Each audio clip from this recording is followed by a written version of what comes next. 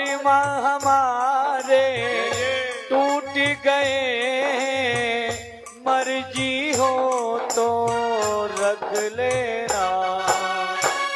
ARIMA हमारे टूट गए, मर्जी हो तो रख लेना।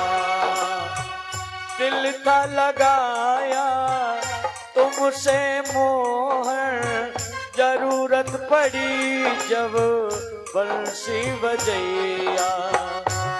अब तो दिल भी हो, अब तो दिल भी हुआ हर जाई। कन्हैया तुम कहाँ हो चुके।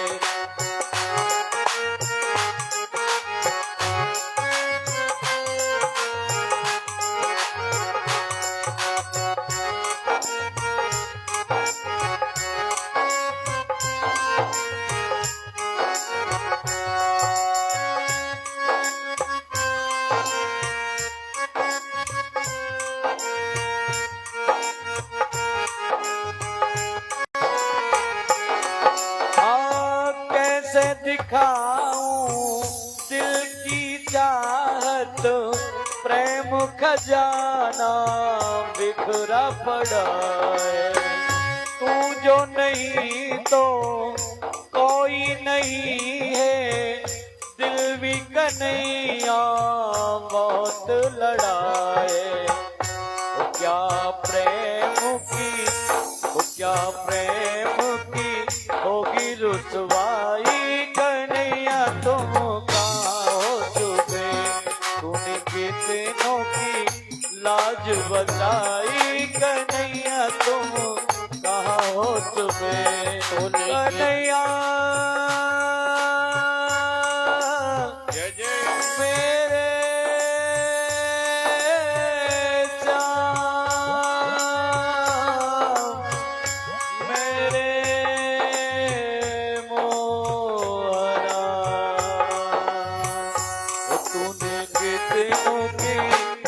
मेरे बचाई। कन्हैया तुम कहाँ हो चुके, उनके दिलों की लाज बचाई। कन्हैया तुम कहाँ हो। बोली बांकी बिहारी लाल की जय हो। एक वन से और दूसरे वन में गोपियां भगवान को ढूंढती ढूंढती, भगवान के लिए गोपियों ने एक वन से दूसरे वन में ढूंढा।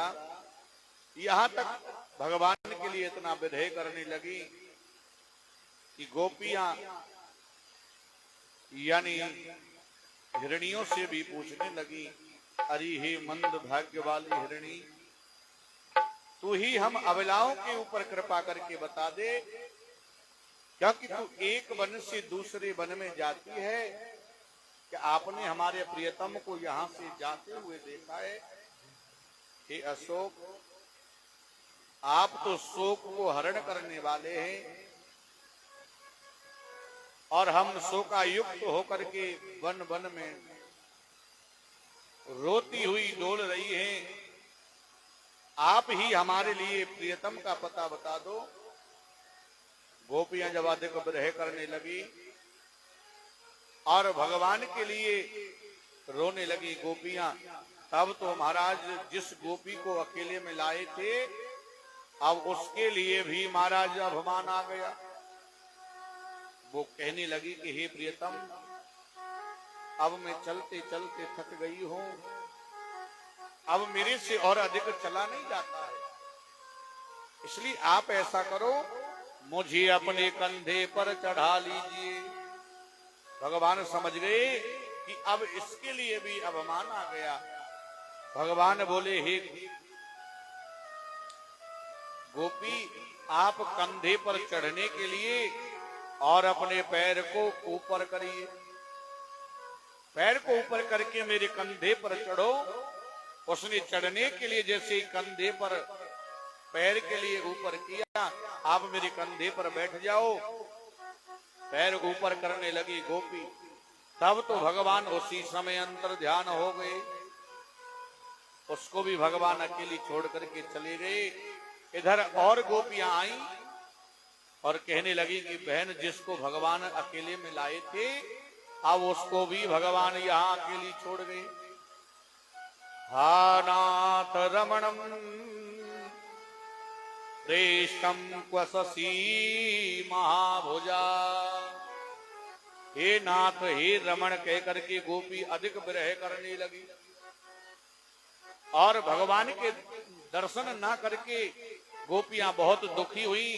तब तो भगवान की खोज में इधर से उधर भटकने लगी। अब भगवान समझ गए कि गोपियां अब अधिक विरह करने लगी हैं। तुरंत भगवान गोपियों के बीच में प्रकट हो गए। बोलिए मधुसूदन भगवान की जय हो। गोपियां कहने लगी हे प्रभु हमने तुम्हें कहां कहां नहीं खोजा, तुम्हें कहां कहां नहीं देखा प्रभु, आप हमें छोड़कर के कहां चले गए। अब तो भगवान गोपियों की इच्छा पूर्ण कर रहे हैं। इधर भगवान के महाराज को देखने के लिए सभी गोपियां चली आ रही हैं। राधा जी के साथ अष्ट सखियां चली आ रही हैं और इधर भगवान के महाराज को देखने के लिए और माता पार्वती जल्दी जल्दी में श्रृंगार कर रही है।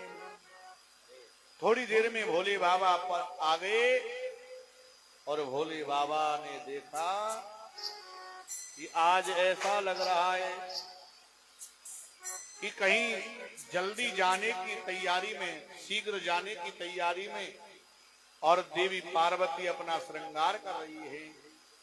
शिव जी ने कहा अरे देवी ही पार्वती आज तुम इतनी जल्दी कहां जाने की शीघ्र तैयारी कर रही हो और जल्दी जल्दी में आप अपने वस्त्रों को पहन रही हो। मां पार्वती शिव जी से कहने लगी प्रभु आज योगियों के योगेश्वर भगवान श्री कृष्ण पूर्ण ब्रह्म महारास रचा रहे हैं तो मैं उनके महाराज को देखने के लिए जा रही हूं। शिव जी ने कहा कि हे देवी सुना तो मैंने भी है और मैंने सुना था कि उन्होंने मोहिनी रूप धारण किया, लेकिन मैंने उनके मोहिनी रूप के दर्शन नहीं किए, इसलिए आप मुझे महाराज में ले चलो देवी। मैं तुम्हारे साथ महाराज को देखना चाहता हूँ। मैया बार बार मना कर रही हैं, लेकिन भोले बाबा जिद कर रहे हैं मां पार्वती से। महाराज देखवे की मेरी मन में आ रही है, और वहाँ ले चल रही गौरा जहाँ दुनिया जा रही है। वहाँ ले चल रही गौरा वहाँ दुनिया जा रही है। महाराज देखवे की मेरी मन में आ रही है, महाराज देखने की मेरे मन में आ रही है। अरे वाले चल रही गौरा जहाँ दुनिया जा रही है। वाले चल रही गौरा वहाँ दुनिया जा रही है।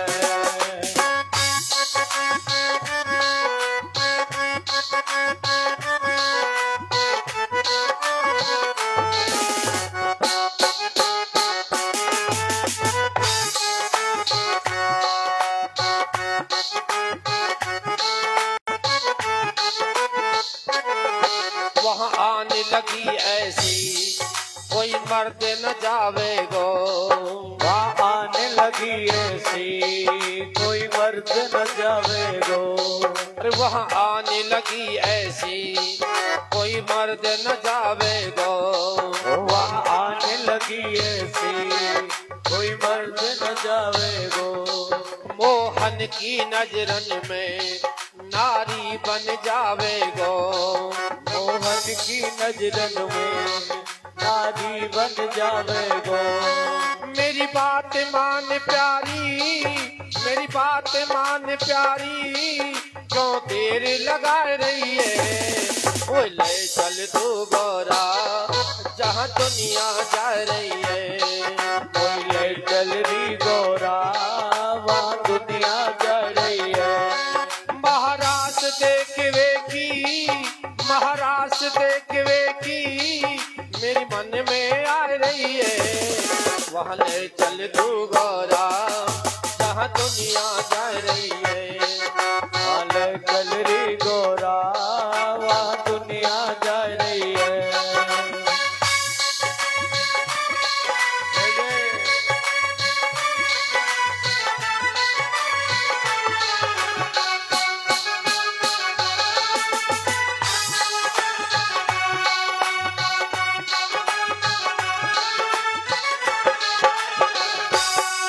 वहाँ भांग नहीं मिलती, वहाँ माखन मिलता है।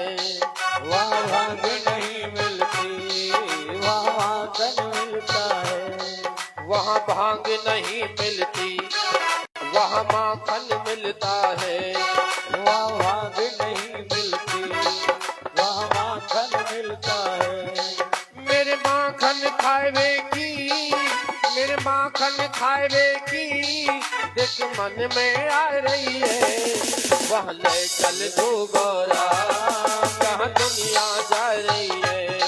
वहाँ ले चल री गोरा वहाँ दुनिया जा रही है। महाराज देखवे की, महाराज देखवे की मेरी मन में आ रही है। वहाँ ले चल तू गोरा, जहाँ दुनिया जा रही है। वहाँ ले चल तू गोरा वहाँ दुनिया जा रही है। अरे अरे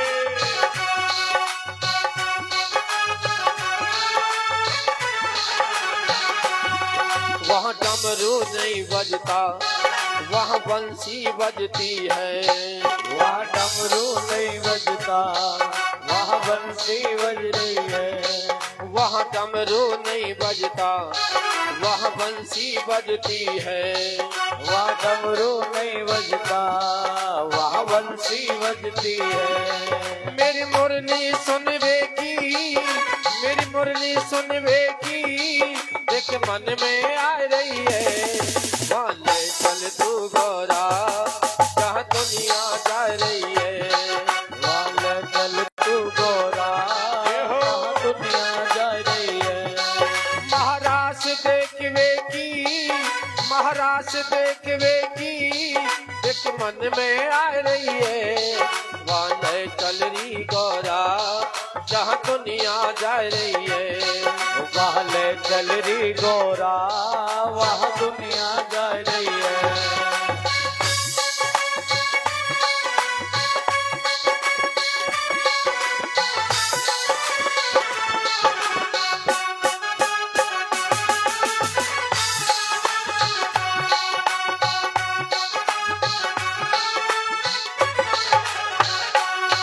वह नर नहीं जाते हैं, वह जाति नारी है।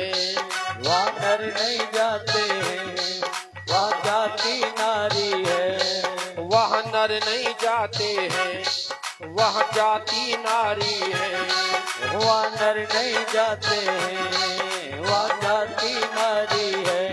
अरे मेरी नारी बनवे की, मेरी नारी बनवे की देख मन में आ रही है। ओए ले चल तू गोरा, जहाँ दुनिया जा रही है। ओए ले चल तू गोरा वहाँ दुनिया जा रही है। महाराज देखवे की, महाराज देखवे की मेरे मन में आ रही है। वाले चल रही गोरा, जहाँ दुनिया जा रही है। वाले चल री गोरा वहाँ दुनिया जा रही है। अरे वाले चल रही गोरा, जहाँ दुनिया जा रही है। बोली गोविंद भगवान जय हो। भगवान भोलेनाथ बोले हरि पार्वती,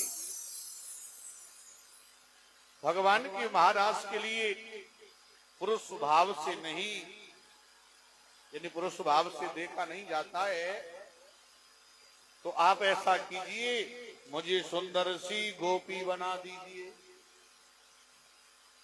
क्योंकि माता पार्वती ने कहा, प्रभु भगवान श्री कृष्ण के सिवाय महापुरुष में कोई दूसरा पुरुष नहीं होता है।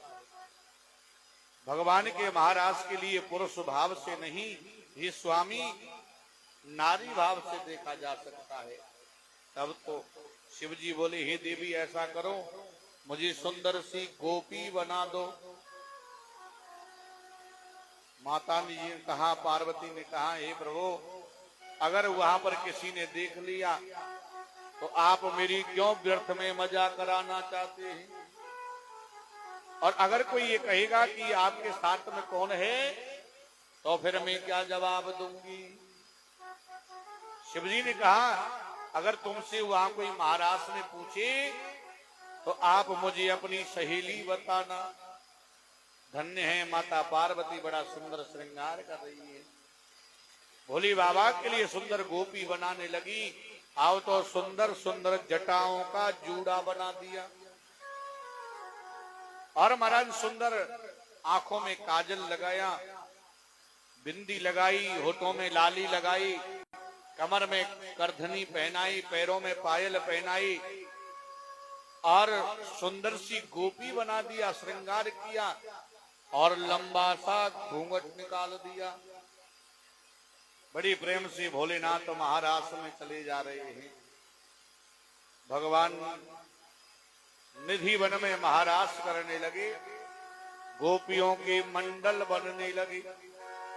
रासो उत्सव संप्रवर्तो गोपी मंडल मंडिता योगेश्वरेण कृष्णेन तासाम मध्वे द्वये द्वये। हे परीक्षित, जब गोपियों के मंडल सहित रास उत्सव प्रारंभ हुआ, तब योगेश्वर भगवान कृष्ण ने अपने योग बल से और दो दो गोपियों के बीच प्रविष्ट होकर के, और प्रत्येक गोपी के लिए ये आभास होने लगा कि मेरे साथ भी कृष्ण है, मेरे साथ भी कृष्ण है। बिच बिच गोपी बिच बिच माधव, निरखत श्याम सहेली। दो दो गोपियों के बीच में एक एक कृष्ण हो गए, और महाराज बड़े प्रेम से रास उत्सव प्रारंभ हो गया है। बड़ी आनंद से गोपियां नाच रही हैं, भगवान कृष्ण नाच रहे हैं, और इधर भगवान भोलेनाथ भी महाराज में पहुंच गए। और पूर्ण चंद्र की सुगढ़ चांदनी, पूर्ण चंद्र की सुगढ़ चांदनी, रास चला है जहाँ अलबेला, रास चला है जहाँ अलबेला, पूर्ण चंद्र की सुगढ़ चांदनी।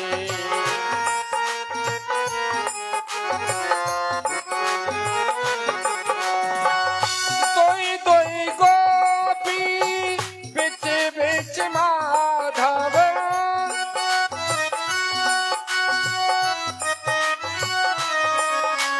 एक दो तीन चार पाँच छह सात आठ, ताता कण कण दिया धा, ताता कण कण दिया धा, दिया धा, दिया धा। पूर्ण चंद्र की सुगढ़ चांदनी, रास चला है यहाँ अलबेला। जय हो। तोई तोई गोपी बिच बिच माधव,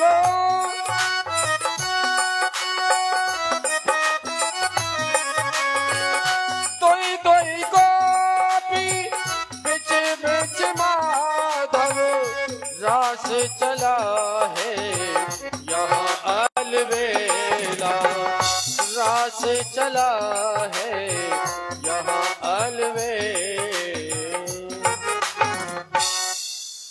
बड़ी प्रेम से यहाँ पर सभी देवता और महाराज आकाश में खड़े हुए हैं। पूर्ण चंद्र की सुखद चांदनी, अर्धरात्रि की बेला, जग में नरतन सत्य बताता, रास चला है वहां अलवेला, अग जग सारा मौन चकित जड़, कोई नहीं हिल पाया है। सूर्य चंद्र सब खड़े रह गए, देखें प्रभु की माया। पूर्ण चंद्र की शुक्ल चांदनी। महाराज यहाँ पर सभी देवता आकाश में खड़े होकर के भगवान के महाराज को देख रहे हैं। उस समय नारद जी के हाथ से बीड़ा छूट गया और योगियों की समाधि टूट गई। और महाराज यहाँ पर सूर्य चंद्रमा एक जगह खड़े होकर के भगवान के महाराज को देख रहे हैं। आइए हम भी भगवान के महाराज का दर्शन करते हैं। रास रचो है, रास रचो है, जमुना किनारे सखी रास रचो है, रास रचो है, रास रचो है, जमुना किनारे सखी रास रचो है, रास रचो है, रास रचो है, यमुना किनारे सखी रास रचो है, रास रचो है, रास रचो है, रास रचो है, रास रचो है, यमुना किनारे सखी रास रचो है।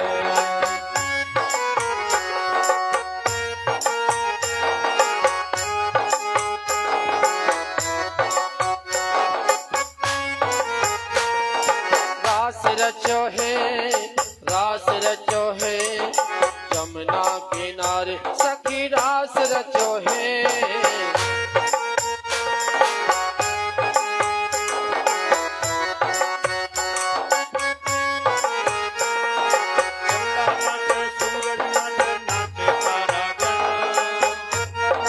सूरज नाचे नाचे तारा गण,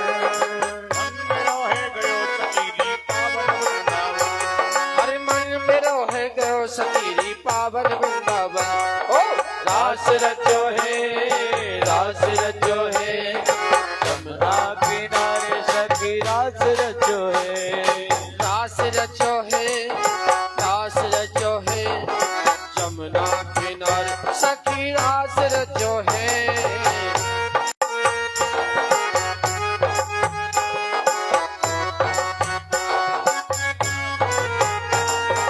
रास रचो है, गंगा नाचे यमुना नाचे नाचे सरयू गयो सखी पावन वृंदावन। रास रचो है, रास रचो है, यमुना किनारे सखी रास रचो। बोली बांके बिहारी लाल की। अब तो भगवान ने और बड़ी प्रेम से भगवान के महाराज को गोपियों की इच्छा को पूर्ण किया, क्योंकि नृत्य गीत से व्याप्त हुए लोकवाली उस रात्रि में जब अधिक देर तक महारास चला, तब तो महाराज गोपियों के वस्त्र भी ढीले हो गए।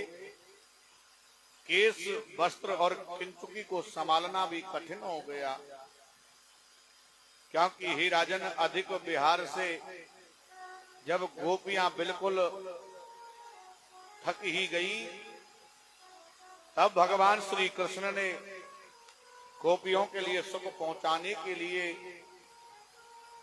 और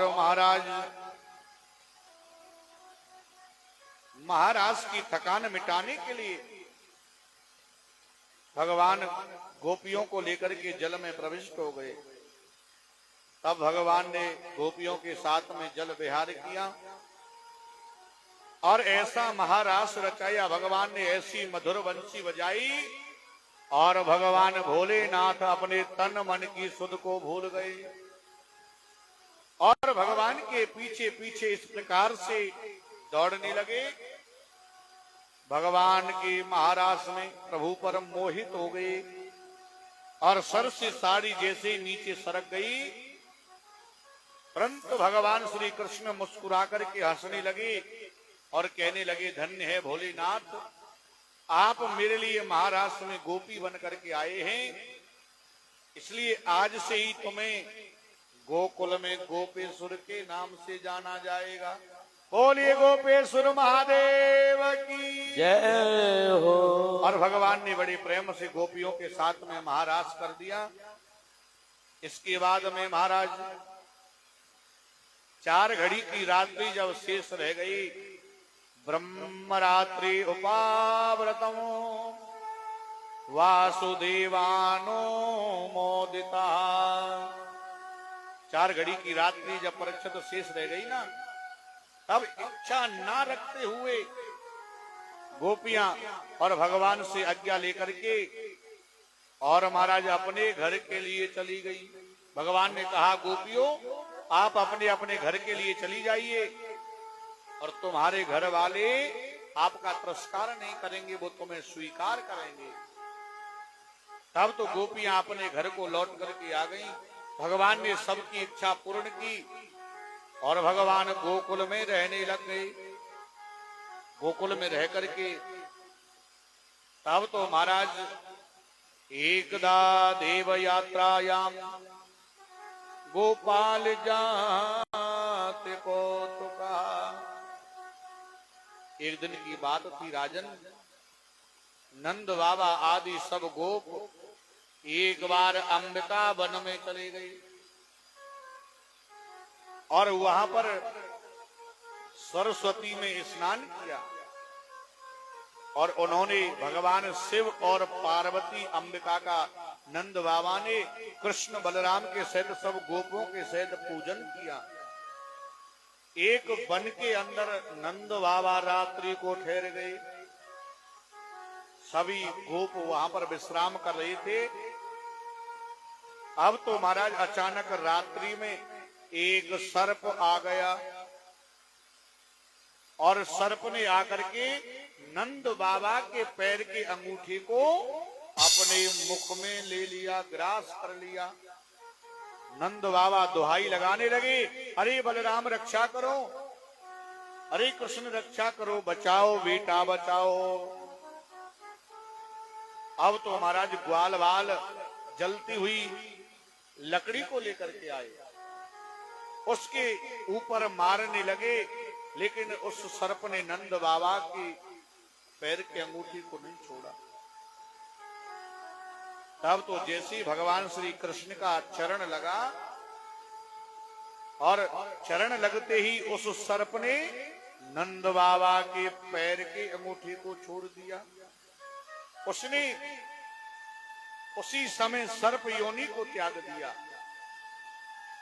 सर्प योनि से मुक्त होकर के और भगवान के सामने हाथ जोड़ करके प्रभु को प्रणाम करने लगा। भगवान बोले, अरे भैया तुम कौन हो और पहले जन्म में आप कौन थे? वह कहने लगा, हे प्रभु मैं पहले जन्म में विद्याधरों के द्वारा पूजनीय यानी एक सुदर्शन नाम का गंधर्व था और एक बार मुझसे मैंने कुछ महात्माओं की मजाक उड़ाई, हंसी उड़ाई थी। अंगरा ऋषियों की हंसी उड़ाने से और उन्होंने मुझे सर्प होने का श्राप दे दिया। बस मुझसे यही अपराध बन गया था, क्योंकि मैं पहले जन्म में सुदर्शन नाम का विद्याधर था और मेरे से अपराध हो गया कि एक बार मैंने संतों का मजाक बना लिया, हंसी बना ली, उनकी हंसी उड़ाई।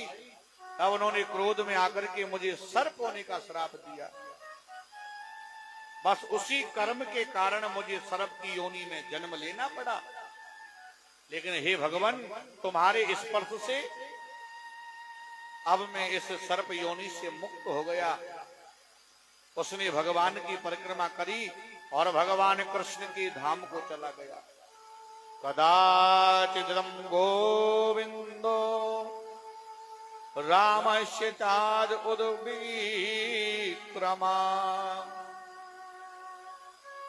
हे राजन, एक रात्रि में भगवान कृष्ण वन में विहार कर रहे थे। प्रेम पास में बंद करके गोपियां और उनका यश गान कर रही थी। तभी वहां पर कुबेर के अनुचर शंखचूर्ण वहां पर आकर के और उन गोपियों को खदेड़ करके उत्तर की ओर ले जा रहा था। गोपियां हे कृष्ण हे राम कहती हुई आर्तनाद करने लगी, रोने लगी। तब दोनों भाई उसके पीछे पीछे दौड़े तो वह शंखचूर्ण दैत्य गोपियों को छोड़कर के भाग गया। महाराज, उन्होंने भाग करके अपने प्राणों की रक्षा की। तब भगवान श्री कृष्ण ने उसे पकड़ करके उसका मणि में सिर तोड़ डाला और उसके मस्तक से चूड़ामणि को भगवान कृष्ण ने निकाल लिया और बलराम जी महाराज को दे दिया। हे राजन, अब यहां पर एक बार राजा कंस ने फिर भगवान श्री कृष्ण को मारने के लिए ब्रज के अंदर अरिष्टकासुर दैत्य को भेज दिया। अथितम आगितो गोरिष्टमरिष्टो वृषासुरा। जिस दैत्य के लिए भगवान को मारने के लिए कंस ने भेजा उसका नाम अरिष्टकासुर दैत्य था। वह ब्रज में आकर के और महाराज बैल का रूप बना करके भगवान को मारने के लिए आ गया। तब भगवान ने उसका उद्धार कर दिया। सब देवता जय जयकार करने लगे।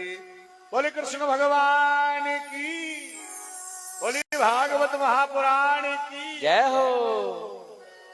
सहारा नहीं कोई रे, हमारा नहीं कोई रे,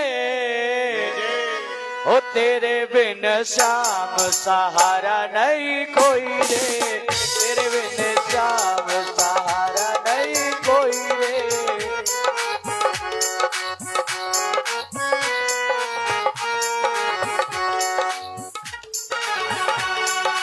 तेरे बिन श्याम हमारा नहीं कोई रे, तेरे बिन श्याम। ऐसे आनंद ना आवे। आदिशी मैया तो सो रही है आराम से, बहुत मीठी मीठी नींद आ रही है।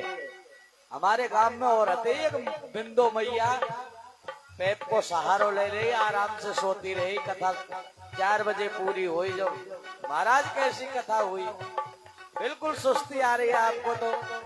अरे नाचे ना तो कम से कम ताली तो बजाओ। और कहना क्या है, हमारा नहीं कोई रे, सहारा नहीं कोई रे।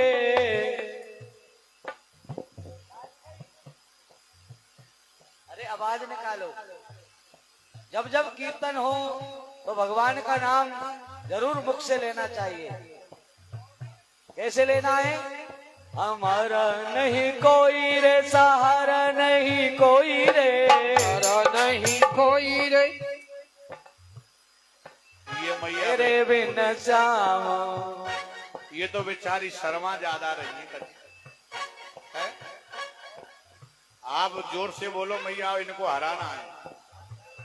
जोर से आवाज हमारा आनी चाहिए। नहीं कोई रे, सहारा नहीं कोई रे।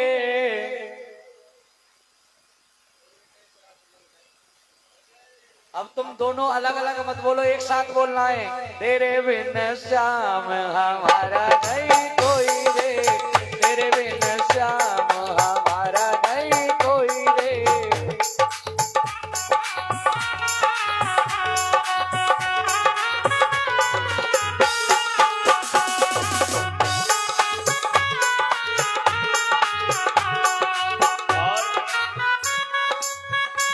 एक बात और बता देता हूं, जो ज्यादा जल्दी बोलेगा वही सबसे पहले ऊपर जाएगा। अरे वहां जाने की नहीं कह रहा हूं मैं, हाँ, भगवान की भक्ति में मैं कह रहा हूं तरक्की में आगे ऊपर जाएगा। जी बोलिए, ताली भी बजाते रहिए। गहरी नदिया नाव पुरानी, गहरी नदिया नाव पुरानी, गहरी नदिया नाव पुरानी, गहरी नदिया नाव पुरानी। डूबन लगी नाव बजाया नहीं कोई रे, तेरे बिन श्याम सहारा नहीं कोई रे, सहारा नहीं कोई रे, सहारा नहीं कोई रे, हमारा नहीं कोई रे, नहीं कोई रे, हमारा नहीं कोई रे। वो तो ऐसा लग रहा है हमारी रेखा जी हमारे तरफ से ही हैं। ये छोटे भाई लगते हैं कि जो पतिदेव हैं, ये बेचारी वहां नाची खूब और ये यहाँ नाची, पर एक मैया पे यहाँ किन पे तो नाचबो आवे ना है। बेटा तू ही खतिए जा। अरे तो महाराज अकेली रेखा नहीं ठेका धोई ले रहा क्यों? हमारा नहीं कोई रे, तेरे बिन श्याम हमारा नहीं कोई रे।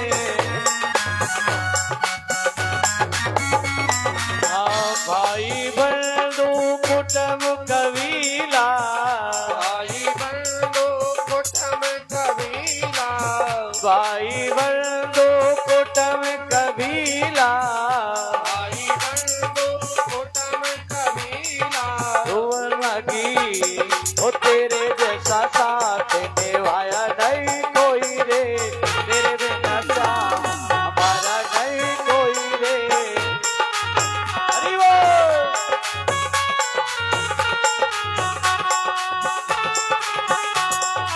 जय हो।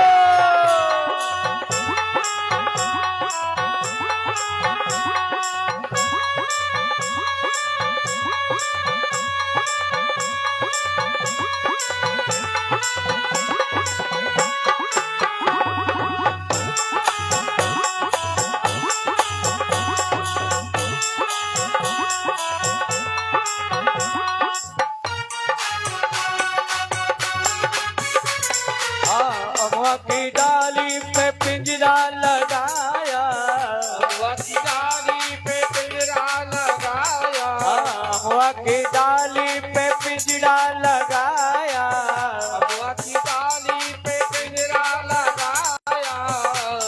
ओ उड़ गया सुआ तो बताया नहीं कोई रे, उड़ गया सुआ तो बताया नहीं कोई रे, ओ तेरे बिन श्याम हमारा नहीं कोई रे, तेरे बिना श्याम हमारा नहीं कोई रे, हमारा नहीं कोई रे, सहारा नहीं कोई रे, हमारा नहीं कोई रे, सहारा नहीं कोई रे। ओ तेरे बिन श्याम हमारा नहीं कोई रे।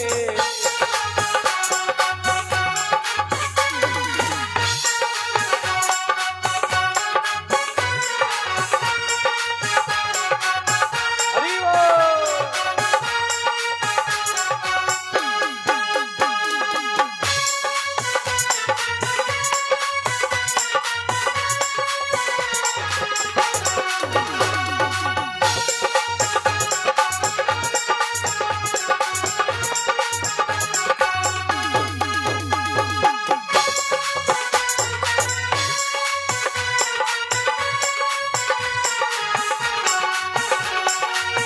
मैंने तुम पर सब कुछ वारा, मैंने तुम पर सब कुछ वारा, मैंने तुम पर सब कुछ वारा, मैंने तुम पर सब कुछ वारा। ओ तेरे जैसा साथ निभाया नहीं कोई रे, तेरे जैसा साथ निभाया नहीं कोई रे, हमारा नहीं कोई रे, सहारा नहीं कोई रे, हमारा नहीं कोई रे, सहारा नहीं कोई रे।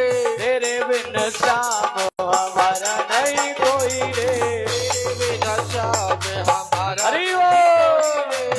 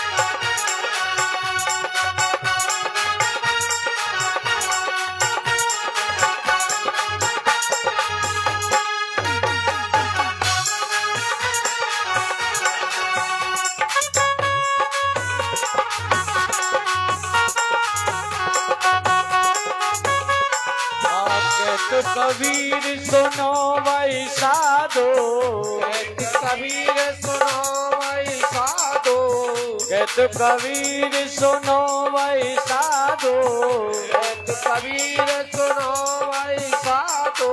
गुरु बिन ज्ञान बताया नहीं कोई रे, तेरे बिन जाम हमारा नहीं कोई रे, तेरे बिन जाम हमारा नहीं कोई, हमारा नहीं कोई रे, सहारा नहीं कोई रे, हमारा नहीं कोई रे, सहारा नहीं कोई रे, तेरे बिन जाम हमारा नहीं कोई रे, तेरे बिन जाम हमारा नहीं कोई।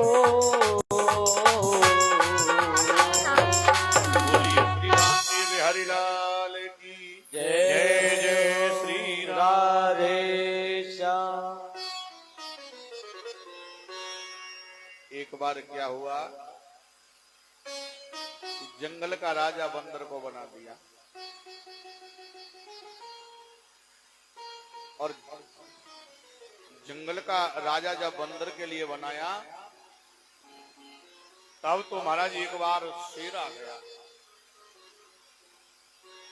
शेर जब आया तो वो चिड़िया कहने लगी कि बंदर अब तू मेरे बच्चा की रक्षा कर।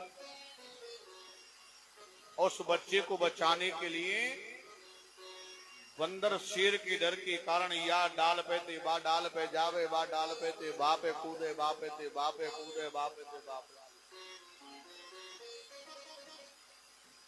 अब चिड़िया बोली कि एक बात बता बंदर, जब ये मेरे बच्चा को समाप्त कर देगा, इसके प्राण चले जाएंगे, जब इसकी रक्षा करेगा। बंदर बोलो भैया एक बात बता, अगर मेरी मेहनत में कोई कमी होए तो बता। बेचारो या डाल पे थे बा डाल पे कूद जाए, बा पे थे बा पे कूद जाए, बा पे थे बा पे कूद जाए। अगर ये मैया बेचारी ताली नहीं बजावे, नहीं नाचे, तो बता मेरी अगर मेहनत में कोई कमी हो, अरे मैया नहीं नाचे तो मैं क्या करूं। बोलिए बांके बिहारी लाल की जय हो। सुखदेव जी कहते हैं हे राजन, अब तो अरिष्टकासुर ने ब्रज में आतंक मचा दिया, भगवान कृष्ण ने उसके लिए समाप्त कर दिया। अब इस दर्शन के लिए नारद जी ने कर लिया। यशोदया सुता कन्या देवक्याम कृष्णमेव च। नारद जी ने राजा कंस से जाकर के कह दिया कि ही राजा कंस, वसुदेव जी ने जो तुम्हारे लिए कन्या लाकर के जेल में दी, वह कन्या और वसुदेव जी की नहीं थी। वह कन्या तो मैया यशोदा की हती। और नंद जी के ब्रज में जो कृष्ण और बलराम रह रहे हैं, वो नंद जी के पुत्र नहीं हैं, वह तो वसुदेव के पुत्र हैं। अब कंस हाथ में तलवार लेकर के कहने लगा कि वसुदेव ने तो मेरे साथ बहुत बड़ा छल किया है और मुझे कन्या लाकर के दे दी और मुझसे कह दिया कि देवकी के अष्टम गर्भ से और कन्या का जन्म हुआ है, मैं अभी वसुदेव के लिए समाप्त कर दूंगा।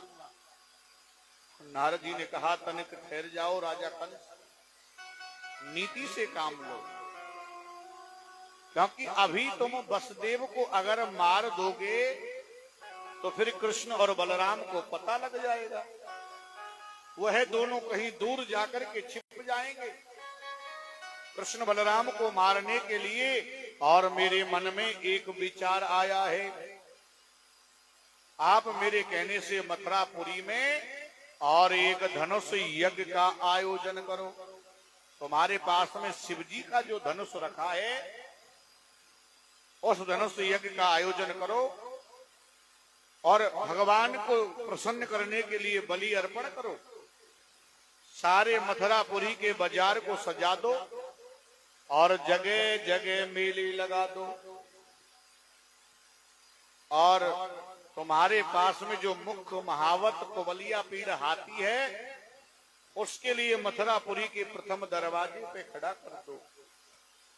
और तुम्हारे पास में जो पुराना मंत्री है अक्रूर, उसके लिए आप ब्रज भेज दो, क्योंकि अक्रूर ही एक ऐसा है जो तुम्हारा हित चाहने वाला है, तुम्हारा आदर करने वाला है। अब ये बात नारद जी की और कंस के समझ में आ गई। तुरंत कंस ने अक्रूर जी को अपनी सभा में बुला लिया। अक्रूर जी से कहने लगे, भो भो दानपति मह्यम क्रियताम मैत्र माद्रते। अरे अक्रूर, एक मित्र के प्रति जो मित्र का कर्तव्य होता है वह आप मेरे प्रति करो, क्योंकि तेरे अलावा इन भोजवंशी और वृषणियों में मेरा आदर का पात्र कोई नहीं है। तुम मेरे कहने से और नंद के ब्रज में जाना, और वहां पर कृष्ण और बलराम रहते हैं, वसुदेव के पुत्र रहते हैं, उनको आप रथ में बिठा करके और मेरे पास मथुरापुरी लेकर के आना, क्योंकि उन्हें रथ में बिठा करके शीघ्र आ जाइए। और जब वो यहां पर आएंगे तब अपने काल के समान गजराज के द्वारा उनके लिए मैं मरवा दूंगा। हे मित्र, फिर मेरा राज्य निष्कंटक हो जाएगा और मेरा शत्रु भी मारा जाएगा। अक्रूर जी से विदा लेकर के कंस भवन को चला गया। अब अक्रूर जी सोचने लगे कि अगर मैं मना करता हूं तो इसी समय कंस मुझे मृत्यु दंड दे देगा, मेरे लिए समाप्त कर देगा। अरे इसके हाथों से मरेंगे उसके बजाय तो मुझे मथुरापुरी चलना चाहिए। अक्रूर जी महाराज रात्रि को मथुरापुरी में ठहरे। सुबह हो गया और महाराज सुबह रथ में घोड़ों को जोड़ करके अक्रूर जी महाराज रथ में बैठ गए, और रथ में बैठ करके महाराज धीरे धीरे मथुरा से वृंदावन के लिए चले जा रहे हैं, गोकुल को चले जा रहे हैं। रथ में बैठे हैं, विचार कर रहे हैं कि ऐसा मैंने कौन सा पुण्य कर्म किया जिसके करने से आज मैं प्रभु का दर्शन प्राप्त करूंगा। ऐसा कौन सा मैंने तप किया है जिससे आज मुझे पूर्ण ब्रह्म के दर्शन होंगे। ऐसा सोचते सोचते अक्रूर जी चले जा रहे हैं। नटवरे नागर नंदा भजोरे मन गोविंदा, नटवरे नागर नंदा भजोरे मन गोविंदा, गोविंदा गोविंदा गोपाला भजोरे मन गोविंदा। नटवरे नागर नंदा भजोरे मन गोविंदा।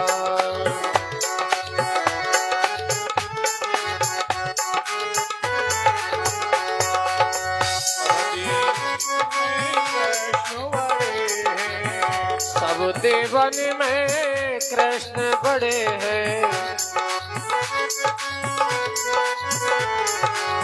कृष्ण बड़े हैं गोपाल बड़े हैं।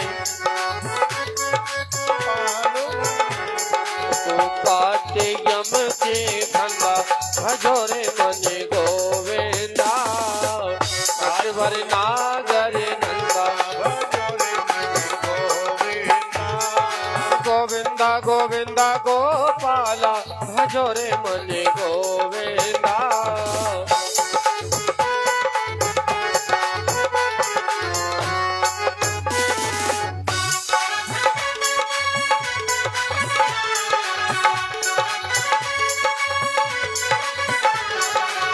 सब सखियन में राधा जी बड़ी है, राधा जो बड़ी है श्यामा जो बड़ी है। जो नदियों में गंगा भजोरे मन गोविंदा, नटवर नागर नंदा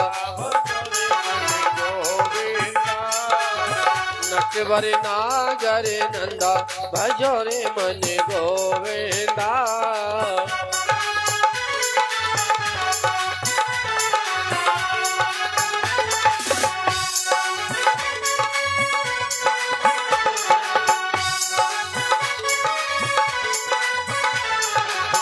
तो ही नटवर तो ही नागर,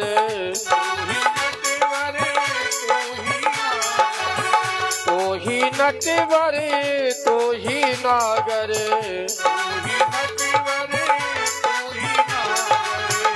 अरे तू ही है बाल मुकंदा भजो रे मन गोविंदा।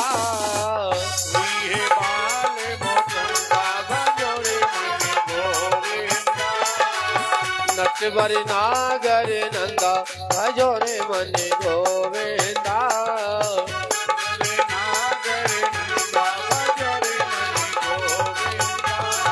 गोविंदा गोविंदा गोपाला भजो रे मन गोविंदा। नटवर नागर नंदा भजो रे मन गोविंदा।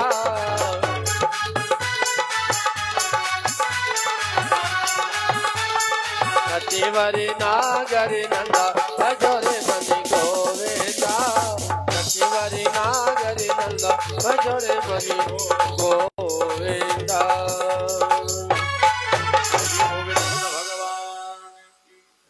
अब तो सांझ होते होते अक्रूर जी महाराज नंद भवन में पहुंच रहे हैं।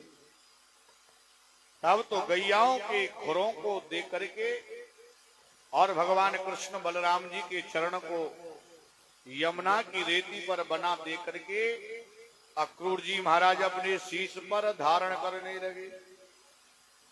सांझ होते होते महाराज नंद भवन में पहुंच गए। रथों से नीचे उतर करके घोड़ों को खोल दिया और नंद बाबा के पास में पहुंच गए। प्रणाम किया। नंद बाबा कहने लगे कि तुम कौन हो भैया? अक्रूर जी ने कहा कि नंद जी मैं तुम्हारा छोटा भाई अक्रूर हूं।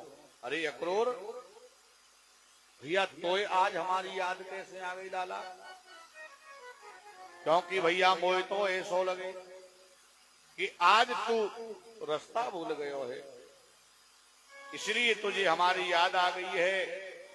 और वैसे भी तू एक निर्दयी राजा का सेवक है। तेरी राजा कंस के हृदय में तनिक भी दया नहीं है।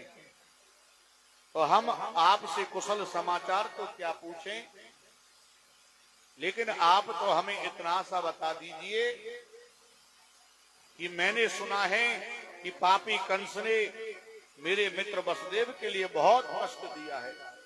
मेरा वसुदेव का समाचार मुझे सुना दो। अक्रूर जी महाराज नंद बाबा को वसुदेव जी का समाचार सुनाने लगे। तभी नीलांबरधारी कृष्ण और वहां बलराम जी महाराज आ गए। नंद जी को प्रणाम किया। नंद बाबा बोले बेटा जाओ, पहले तुम्हारे काका जी को प्रणाम करो, चरण स्पर्श करो। दोनों भैया गए, अक्रूर जी को प्रणाम किया, चरण सेवा की। और अक्रूर जी ने कहा कि बेटा कृष्ण चिरंजीव जीते रहो बेटा बलराम, बस अब मेरे रास्ते की थकान दूर हो गई है बेटा। अब तो यहाँ पर माँ यशोदा अपने देवर अक्रूर जी को भोजन करा रही थी। सांझ हो गया। भगवान श्री कृष्ण मन में विचार करने लगे कि मेरे जो काका जी अक्रूर हैं वो ब्रज में किस कारण से आए हैं, क्योंकि वो बिना कारण के तो ब्रज में कदापि नहीं आ सकते, क्योंकि उनके ब्रज आने का कोई ना कोई कारण अवश्य है। तो आखिर भगवान ने पूछ ही लिया। भगवान बोले काका जी एक बात बताओ, तुम्हारे ब्रज आने का कारण क्या है? अक्रूर जी ने कहा कि बेटा कृष्ण, तुम्हारे मामा कंस ने और मथुरापुरी में धनुष यज्ञ का आयोजन किया है। जगह जगह मेले लगाए हैं, बाजार को सजाया है, और तुम्हें लेने के लिए मुझे तुम्हारे पास में भेजा है। आप सुबह होते ही मेरे साथ मथुरा को चलना बेटा, क्योंकि मैं तुम्हें मथुरापुरी लेकर के जाऊंगा, इसीलिए मैं यहां ब्रज में आया हूं। अब भगवान कहने लगे, काका जी ये समाचार तुमने मुझसे तो कह दिया, लेकिन मेरी मां यशोदा से मत कहना, मेरी गोपियों से मत कहना, नहीं तो वो मेरे लिए रो रो करके और अपने प्राणों के लिए त्याग देंगे, वो मेरे बिना एक पल भी नहीं रहेंगे। आज भगवान ने जब ये समाचार सुना, सुनते ही मेरे प्रभु का मुख मलिन हो गया, उदास हो गए प्रभु, और चिंता करने लगे प्रभु। और महाराज आज मां यशोदा के पास भी नहीं गए, क्योंकि रोज मां यशोदा के पास जाकर के भगवान भोजन करते, मैया स्वयं अपने हाथों से कन्हैया को भोजन कराते, लेकिन आज तो भगवान ने मैया से भी मुख मोड़ लिया, और ना भगवान गैयाओं के खिरक में गए, और ना भगवान बछड़ाओं के पास में गए। तब तो महाराज भगवान ने सबसे मुख मोड़ लिया। हे राजन, अब धीरे धीरे भगवान के मथुरा जाने का समाचार सारे ब्रज में फैल गया, और यही समाचार भगवान के मथुरा जाने का गोपियों ने सुना। आज महाराज गोपियां व्याकुल हो गई, लेकिन बहुत सांझ हो गई, भगवान को अपने कक्ष में बिल्कुल भी नींद नहीं आ रही है। भगवान विचार कर रहे हैं कि ब्रज में मैंने इतने दिनों तक लीला करी, अब वो मेरा सखा श्री दामा मेरे बिना कैसे रहेगा, क्योंकि मेरे और सखा तो अपना गुजारा कर लेंगे, क्योंकि उनके पास घर भी है, जमीन भी है, लेकिन मेरे गरीब सखा श्री दामा के पास ना जमीन है ना घर है, क्योंकि उसका गुजारा तो मेरे द्वारा ही हो रहा था। थोड़ी देर में ही भगवान का गरीब सखा श्री दामा आ गया। चलो कन्हैया, अब भैया हम खेलने के लिए चलते हैं। भगवान बोले, भैया श्री दामा आज मेरे खेलने का मन नहीं है, आज मैं तुम्हारे साथ नहीं खेलूंगा। बोले क्यों भैया, ऐसी बात क्यों कर रहे हो कन्हैया? भगवान कहने लगी, भैया श्री दामा कर मन ते मिलनो भयो, कर मई तो बिछुटाए। अरे भैया श्री दामा देख, हमारा तुम्हारा कर्म के अनुसार ही मिलन हुआ, और कर्मों के अनुसार ही हम सब लोग मिले, कर्म से ही जीव से जीव बिछड़ जाता है। अब देख भैया श्री दामा, इतने दिनों तक मैंने तुम्हारे साथ खेला, क्रीड़ा करी, लीला करी, लेकिन अब तुमसे और मेरे बिछड़ने का समय आ गया है। श्री दामा रोने लग गया, भैया कृष्ण तू मुझे छोड़ के मत जाना, अगर तू मुझे छोड़ के चला गया तो फिर इस दुनिया में मेरा और कोई सहारा, क्योंकि भैया मेरा तो पेट तेरे ही सहारे से भर रहा था, तेरे सहारे से ही मेरा गुजारा हो रहा था। क्योंकि भैया देख, तेरे और सखा तो तेरे बिना जी लेंगे, गुजारा कर लेंगे, लेकिन तेरे अलावा इस संसार में मेरा कोई सहारा नहीं, ना मेरे पास घर मकान है, ना जमीन है। तुम्हें भैया बता, अपना पेट कैसे भरूंगा? कुछ रो रहा है। तब तो यहां पर मां यशोदा आ गई, और मां यशोदा कहने लगी, अब सो जा बेटा, बहुत रात हो गई है, और वैसे भी तुझे सुबह जल्दी जाकर के मथुरा को जाना है। आज भगवान को बिल्कुल भी नींद नहीं आ रही है। खिड़की के पास बैठे हैं, थोड़ी से हाथ लगा रखा है भगवान ने, विचार कर रहे हैं कि सुबह होते ही मैं सबको छोड़ के चला जाऊंगा। जिन ब्रजवासियों के बिना भगवान एक पल भी नहीं रहते और इतने प्रिय लगते थे भगवान को ब्रजवासी, अगर ब्रजवासियों को एक क्षण भी कन्हैया का दर्शन नहीं होता, गोपियों के लिए भगवान का दर्शन नहीं होता, तो वो कोई ना कोई शिकायत का बहाना ढूंढती और मैया के घर आकर के शिकायत करती, भगवान का दर्शन कर। लेकिन आज भगवान का मन व्याकुल हो रहा है। यशोदा मैया से भगवान कहने लगे, हरी मैया, मेरे मन में बस कोई दुख नहीं है, बस मेरे मन में यही दुख है, इतने दिनों तक तो तूने मेरी सेवा की मैया, मेरा लालन पालन किया, मुझे पाला पोसा और बड़ा किया मां, और जब मैं बड़ा हो गया, इतने दिन आपने मेरी सेवा की, और जब तेरी सेवा करने का समय आया ना मैया, तो मेरे मथुरा जाने का समय हो गया है। बस मेरे मन में यही दुख रहेगा कि मैया, मैं तेरी बिल्कुल सेवा नहीं कर पाया, मैं तुझे सुख नहीं दे सका मां, बस यही दुख मेरे मन में रहेगा।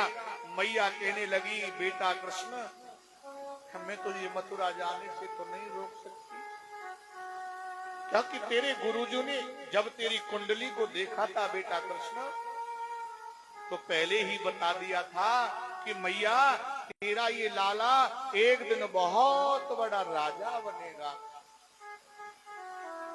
महाराजा बनेगा। इसलिए बेटा कृष्ण को एक बहुत बड़ा इंसान बनने, अगर तेरे मन में हमारे प्रति अगर थोड़ी सी भी जगह हो, तो तू बेटा हमको अपने पास में ही रख लेना। हम तो बेटा तुझे देख देख करके जी लूंगी पुत्र। एक तेरे महल के कोने में हम तेरे बाबा और मैं दोनों रह लेंगे बेटा। कभी जीवन में किसी से हम नहीं कहेंगे कि हम तुम्हारे माता पिता हैं, बस तू हमको अपने पास में रख लेना बेटा, क्योंकि अब तू ही तो मेरे बुढ़ापे का सहारा है। मैं तेरे बिना कैसे धीरज रखूंगी बेटा, क्योंकि गोपियां शिकायत लेकर के आती, मुझे घर का काम भी करने नहीं देती। मैं यही कहती, गोपियों मेरा कृष्ण चोरी नहीं करता। आज भगवान मैया को समझा रहे हैं, मां रो रही है, हे मां आप तनिक धैर्य धारण करो, रोइए मत मैया, मैं तुमको हमेशा हमेशा के लिए थोड़ी छोड़ के जा रहा हूं, फिर मैं वापस आऊंगा, लेकिन मां तो मां होती है, क्योंकि मां का हृदय एक दया का सागर होता है। पुत्र भले को पुत्र निकल जाए, लेकिन माता कभी को माता नहीं होती है। हे रे रोवे मत मां, नेकी दीरी और धारो, रोवे मत मां मेरी, रोवे मत मां।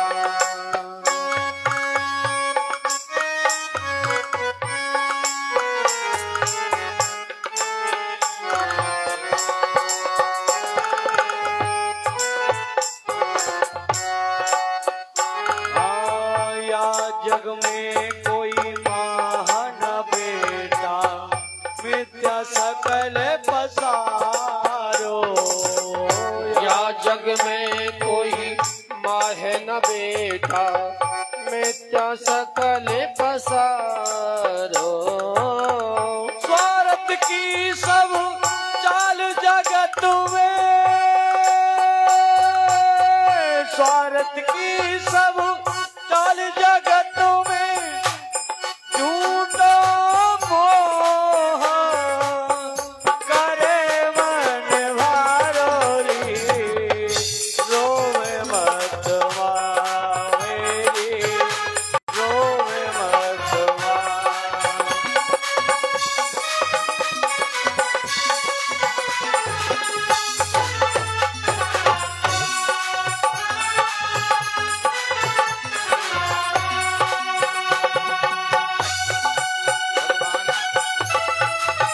कहने लगे माँ रोइए मत। मैया के आंसू भगवान पहुंच रहे हैं माँ। इस संसार में ना किसी की माता है और ना किसी के पुत्र हैं, ना किसी के पिता हैं माँ। ये स्वार्थ का संसार है माँ। स्वार्थ के कारण ये जीव एक दूसरे से प्रेम करता है माँ। संसार में कोई किसी के माता पुत्र पिता नहीं होते हैं। और क्या कह रहे हैं मेरे प्रभु? एक डाल 10 पक्षी बैठे, निस्वर करे नी गुजारो। एक वृक्ष 10 पक्षी बैठे, निस्दिन करे गुजारो। हे माँ, ये संसार एक वृक्ष है और हम इस संसार में जितने भी जीव हैं, उस वृक्ष के ऊपर 10 पक्षी बैठते हैं माँ। एक वृक्ष की डाल पर 10 पक्षी बैठे हैं। न जाने कहां से आए हैं, कहां जाएंगे, कोई पता नहीं है। सांझ होती है, उस पेड़ की डाली पर आकर के बैठ जाते हैं, केवल रात्रि बसेरा करते हैं। उनमें ना कोई किसी का शत्रु होता है, ना कोई बैरी होता है और ना कोई मित्र होता है। एक डाल 10 पक्षी बैठे, निस्भर करे री गुजारो। एक डाल 10 पक्षी बैठे, दिन भर करे गुजारो। होती होती चुगने को जावे, को बैरी को काको प्यारो। रोवे मत माँ तेरी, रोवे मत माँ। होनिक धीरज धारो, रोवे मति माँ मेरी, रोवे मति माँ। निके धीरी और धारा रो, रोवे मत माँ मेरी, रोवे मत माँ। बोले हे माता, आज इंसान के लिए थोड़ा सा मन में अभिमान क्या हो जाता है, क्योंकि आज के इंसान के थोड़ा सा धन होने से और अभिमान कर लेता है और फिर इंसान को इंसान नहीं समझता है। इसलिए उन पक्षियों में ना कोई किसी का बैरी है, ना शत्रु है, ना मित्र है। केवल सारी रात उस वृक्ष की डाली पर गुजारते हैं। सुबह होता है और अपना अपना पेट भरने के लिए दूर दूर चले जाते हैं। माँ, संसार में परमात्मा ने हमें प्रेम से रहने के लिए भेजा सज्जनों, और संसार में रह करके भी मनुष्य प्रेम से नहीं रहता है महाराज। क्योंकि थोड़ा सा भगवान सुख क्या दे देते हैं, ऐश्वर्य क्या दे देते हैं। भगवान इस इंसान के लिए ऐश्वर्य सुख सुविधाएं सारे सुख प्रदान कर देते हैं, ऐश्वर्य दे देते हैं। जब इसको सारे सुख सुविधाएं मिल जाती हैं, क्योंकि अच्छा घर मिल जाता है, अच्छी पत्नी मिल जाती है, अच्छे पुत्र मिल जाते हैं, सारे सुख ऐश्वर्य भगवान दे देते हैं, तो फिर ये इंसान को इंसान नहीं समझता है, परमात्मा तक भूल जाते हैं लोग। मात्र थोड़ा धन होने के कारण, क्योंकि हे सज्जनों, अगर यहां भी हमने आकर के प्रेम नहीं किया तो बताइए हमें ऐसी कौन सी जगह मिलेगी जहां हम एक जगह रह करके प्रेम कर सकते हैं? अरे प्रेम करना है तो यहाँ संसार में करना है, और मित्र भाव से रहना है तो यहाँ संसार में रहना है, क्योंकि चंद दिनों का जीवन होता है। और परमात्मा ने हमारे लिए अनमोल सांसों को दिया है, पता नहीं हमारी सांस कब रुक जाए, क्यों बंद हो जाए, कोई पता नहीं है, जीवन का कोई पता नहीं है। तो थोड़े दिन के लिए क्यों किसी से बैर करना, किसी से शत्रुता करना, किसी के लिए कष्ट देना, क्योंकि जीवन का कोई पता नहीं होता है। आज गोपियों को पता लग गया कि प्रभु ब्रज को छोड़ करके मथुरा जा रहे हैं। आज गोपियां अपने अपने घर को छोड़ करके आंखों से आंसू बहाती हुई, रुदन करती हुई और भगवान के पास में चली आ रही हैं। तब तो आज सारा ब्रज रो रहा है। माँ यशोदा बिलक बिलक के रो रही हैं, गैया रो रही हैं, बछड़ा रो रहे हैं। आज भगवान गोपियों से परसों का वादा करके और मथुरा के लिए चले जा रहे हैं। गोपियां रथ के पीछे पीछे लटक गई और भगवान को मथुरा जाने से बार बार रोक रही हैं कि हे प्रियतम, आप हमें छोड़ करके मत जाइए। अरे क्यों? तो पहले आपने हमसे प्रेम किया, क्योंकि हम तो आपकी भोली सी सूरत को देख करके और धोखा खा गई प्रभु। क्योंकि अगर हमें ये मालूम होता कि आप हमसे प्रेम कर लोगे और प्रेम करने के बाद अगर तुम हमें अपनी इच्छा से छोड़ के चले जाओगे, वियोग कर लोगे, तो कदापि हम आपके लिए अपने हृदय में नहीं बिठाती। आप तो बड़े कठोर निकले हो। आज रो रही हैं, भगवान मथुरा को चले जा रहे हैं। और बछड़े नहीं चरने को जाते हैं,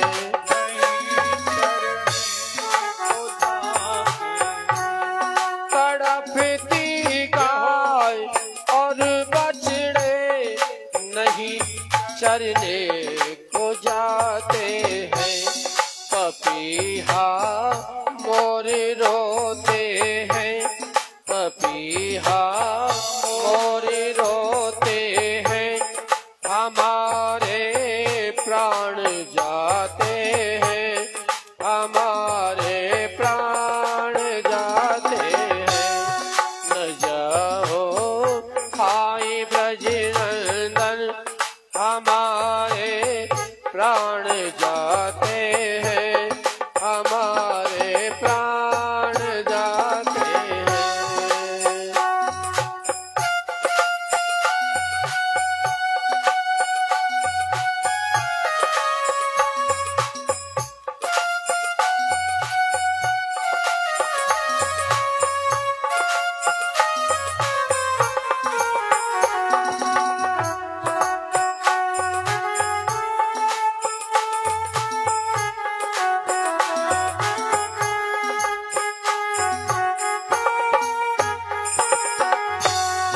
खिलाए किसी को माखन हम, रिझाए किसको मन मोहन।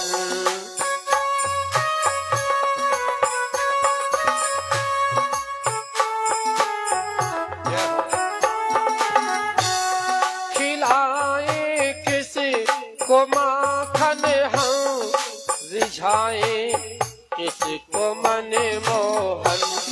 वो पल घट याद आता है, मन घट याद आता है, हमारे प्राण जाते हैं, हमारे प्राण जाते हैं। न जाओ भाई ब्रजनंदन, हमारे प्राण जाते हैं, हमारे प्राण जाते हैं। आज मैया बेसुध हो चुकी है, मैया को बिल्कुल सुध नहीं है, बेहोश हो गई मैया। इतना रोई है भगवान कृष्ण के लिए, मैया के नेत्रों में सूजन आ गई है। जैसे ही लाला की सुध आती है, हे कृष्ण कहकर के फिर मैया रो उठती है। मैया फिर मूर्छित हो जाती है। मानो ब्रज ऐसा लग रहा है जैसे कि भगवान सब कुछ हरण करके ले गए। मैया सूनी बैठी रहती है, अपनी सुध को भूल गई, ना नहाती है ना धोती है, और 24 घंटे लाला की याद करती रहती है। आज गोपियां यमुना जी के घाट पर बैठ गई और मेरे प्रभु का रथ मथुरापुरी में चला गया। कंस के बगीचे में भगवान ने रथ को फेरा दिया। नंद बाबा आदि भगवान के सखा और महाराज कंस के बगीचे में ठहर गए। भगवान कहने लगे, हे काका जी अब जाओ और मेरे मथुरा आने का समाचार मेरे मामा कंस को दो। वसुदेव जी हाथ जोड़ करके अक्रूर जी खड़े हो गए। बेटा कृष्ण, मैं पापी कंस के पास मथुरापुरी में अकेला नहीं जाऊंगा। अगर मैं अकेला कंस के पास में गया तो वही और मुझे तुम्हारे पास जाया नहीं जानेगा और वो मुझे मार देगा, क्योंकि मैं तो आपके साथ ही मथुरापुरी में चलूंगा। भगवान ने आज्ञा लेकर के अपने नंद बाबा से और भगवान मेला देखने के लिए चले आए।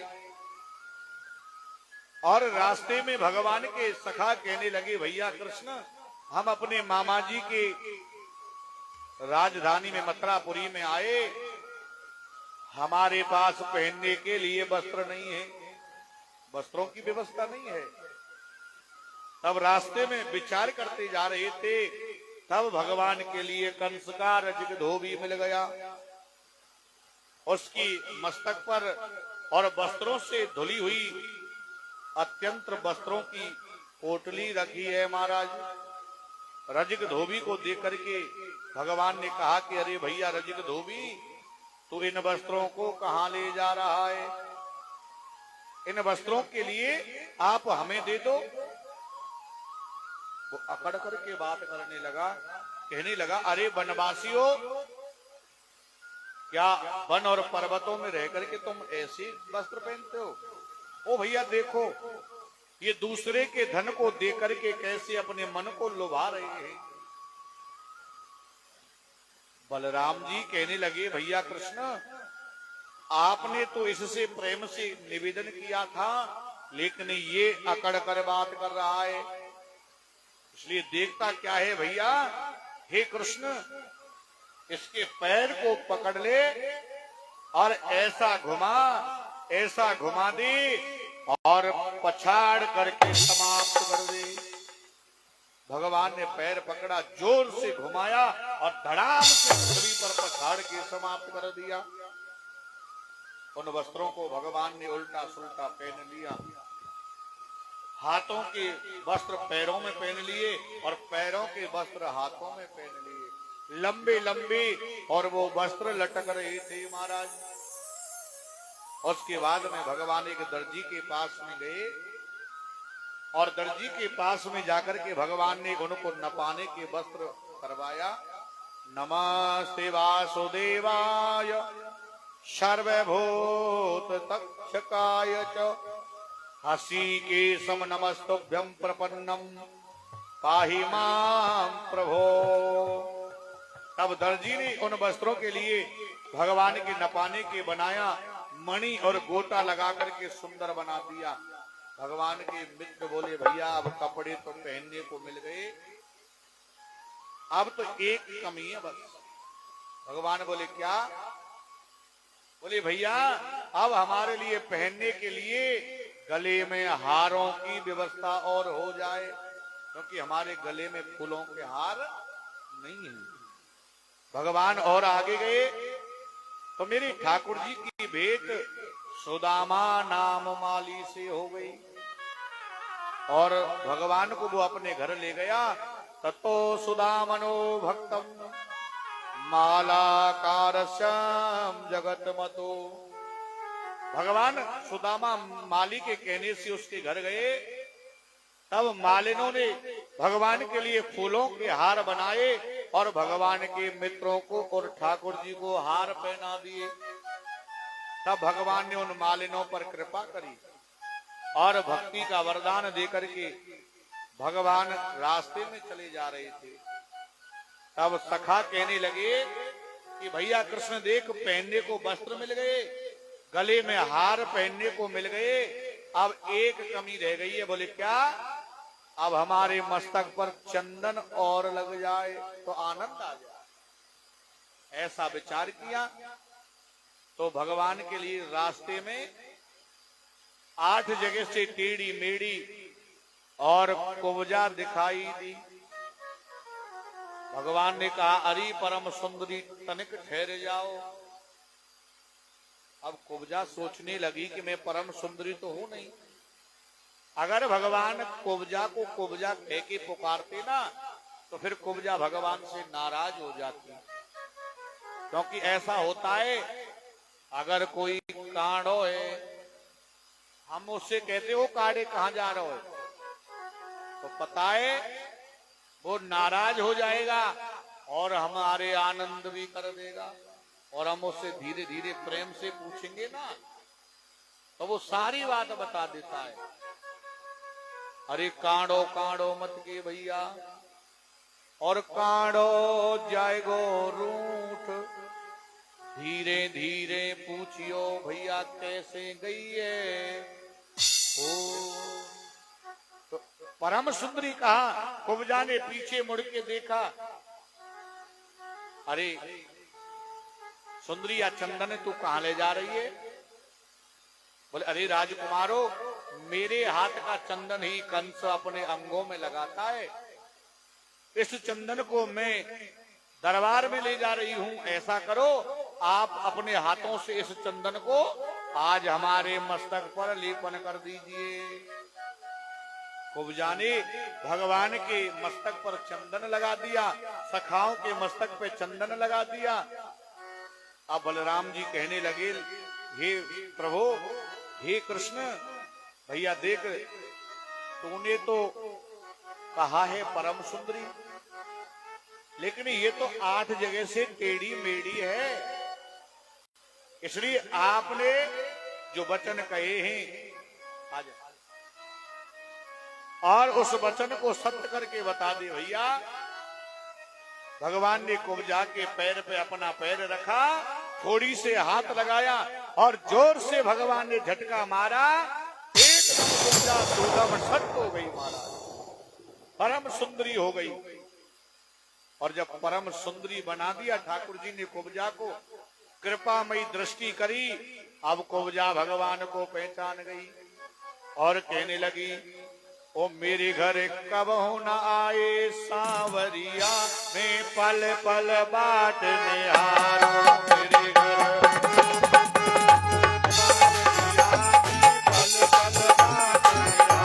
ओ मेरे घरे, अरे मेरे घरे, ओ मेरे घरे कब न आए सांवरिया, मैं पल पल बाट निहारो।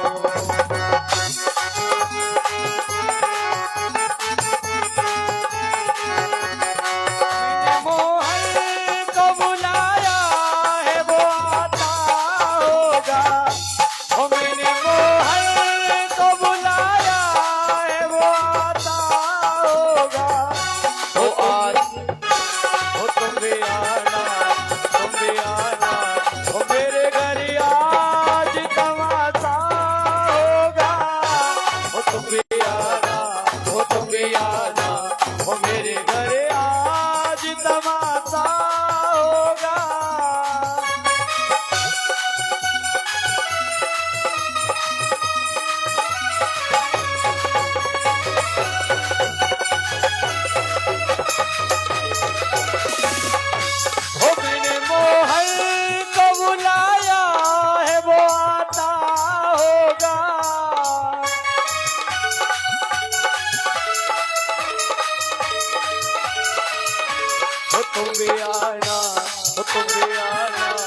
तुम भी आना मेरे घर आज तमाशा होगा।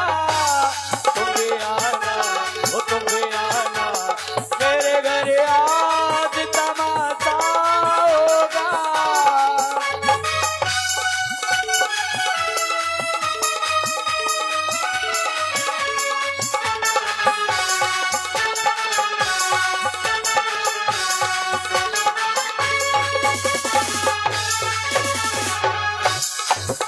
कजरारी तेरी आंखों में क्या बसा हुआ कुछ टोना है, क्या बसा हुआ कुछ टोना है। मेरा तो हसन औरों का मरण बस जाने हाथ से खोना है। बस जान हाथ से धोना है। ओ मैंने मोहन को बुलाया है वो आता होगा। और मैंने मोहन को बुलाया है वो आता होगा। ओ तुम भी आना, ओ तुम भी आना, ओ तुम भी आना मेरे घर आज तमाशा होगा।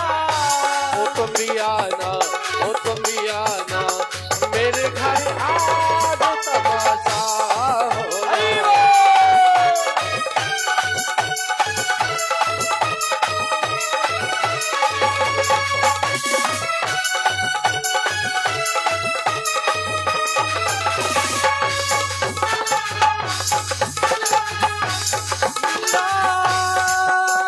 चरित्र सुनाना न चित्र लखा न चरित्र सुनावो सुंदर श्याम को जाने क्या। वो सुंदर शाम को जान ही क्या। जिसने कभी प्रेम किया ही नहीं वो प्रेम किया है जाने क्या। वो किया है जाने क्या। वो जिस बंदर ने मिली न चखी, जिस बंदर ने मिली न चखी वो स्वाद सुधा का जाने क्या। वो स्वाद सुधा का जान ही क्या। वो स्वाद सुधा का जाने क्या। वो स्वाद सुधा का जान ही क्या। मेरे मोहन को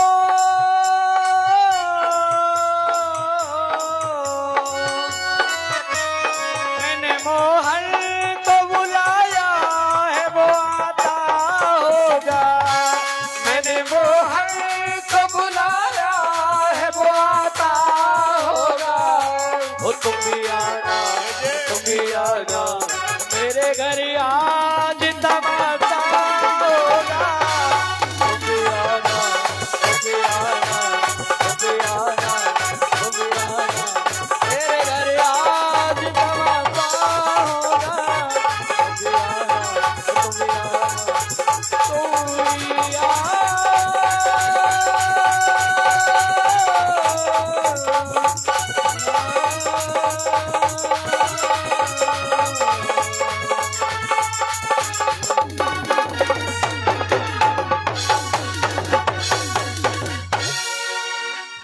इसके बाद में कुब्जा ने कहा प्रभु आप मेरे घर चलो, और मैं इतने दिनों से तुम्हारी राह देख रही थी, रोज तुम्हारे आने के लिए रास्ता बुहारती थी, लेकिन आज तुमने मेरे लिए दर्शन दिया है भगवान, आप मेरे घर पर चलिए। भगवान ने कहा कि हे सुंदरी, अभी मैं आपके घर नहीं ठहर सकता हूं, मैं मेरे मामा कंस आदि को मार करके जब लौटूंगा तब एक रात्रि जरूर मैं तुम्हारे यहाँ ठहरूंगा। भगवान वहां से कुब्जा के लिए दर्शन दे करके चल दिए। तब अथ कृष्ण से रामस्य कृतो सोचो परंतपः, अब कुबलिया पीड़ा हाथी प्रभु का रास्ता रोक करके खड़ा है, मथुरापुरी के प्रथम दरवाजे पे खड़ा है। भगवान ने कहा हे मुख्य महावत कुबलिया पीड़ा हाथी, तू भैया मेरे मार्ग से हट जा। लेकिन अभिमानी वो कुबलिया पीड़ हाथी भगवान के मार्ग से नहीं हटा। पहले तो प्रेम से समझाया और नहीं माना, तब दोनों भैयाओं ने हाथी के दांतों को पकड़ लिया। और जोर से झटका लगाया और दोनों भैया युद्ध करने लग गए महाराज। उसी के दांतों को प्रहार करने लगे। भगवान ने कवलिया पीड़ हाथी का उद्धार किया और रणभूमि में कंस के पहलवान तैयार है। भगवान बोले तुम कौन हो? बोले हम कंस के पहलवान। बोले क्यों खड़े हो? बोले हम इसलिए खड़े हैं कि यहाँ पर कृष्ण और बलराम आएंगे और हम उनके लिए युद्ध में समाप्त कर देंगे। भगवान बोले भैया अरे सल तोसल चांडूर मुश्किल, हे पहलवानों भैया मुझे लड़ना नहीं आता है। मेरी मैया ने मोकू लड़बो ना सिखायो, इसलिए मैं लड़बो नहीं जानू। पहले आप मुझे लड़के बताइए कि कैसे लड़ा जाता है, फिर मैं लड़ूंगा आपसे। कहने का तात्पर्य भगवान उनको आपस में ही भिड़ाना जानते हैं। बोले भैया मैं तो खेलना जानता हूं, अगर आप मेरे साथ तो बड़ा दर्द हो रहा है, दुख हो रहा है।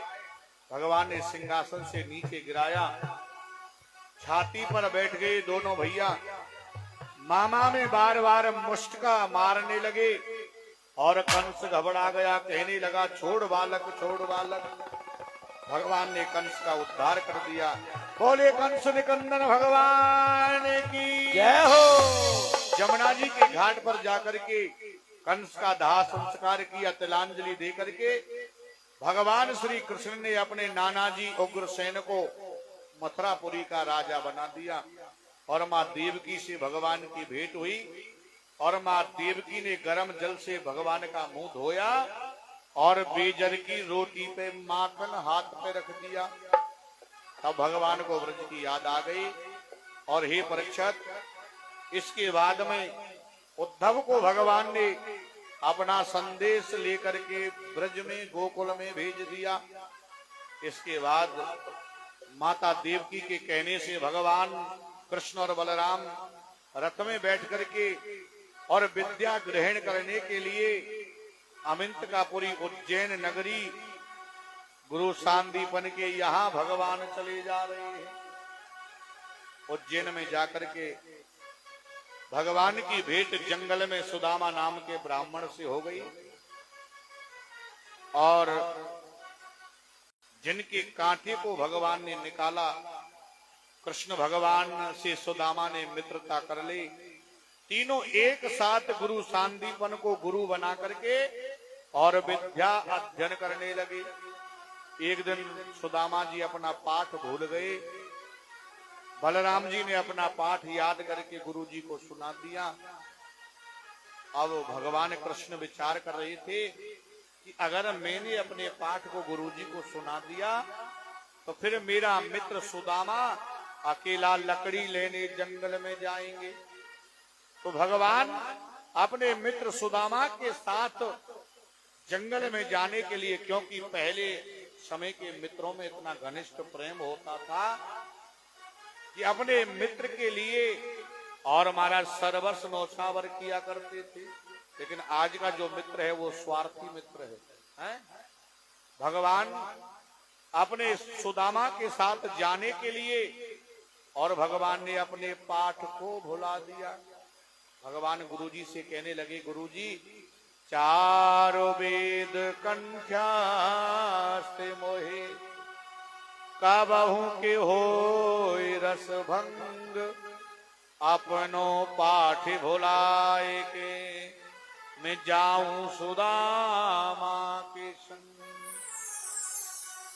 तब सुदामा जी ने जंगल में जाकर के, भगवान तो लकड़ी तोड़ रहे थे और अपने हिस्से के गुड़ चना खा गए और साथ में भगवान कृष्ण के हिस्से के गुड़ चना को भी खा गए।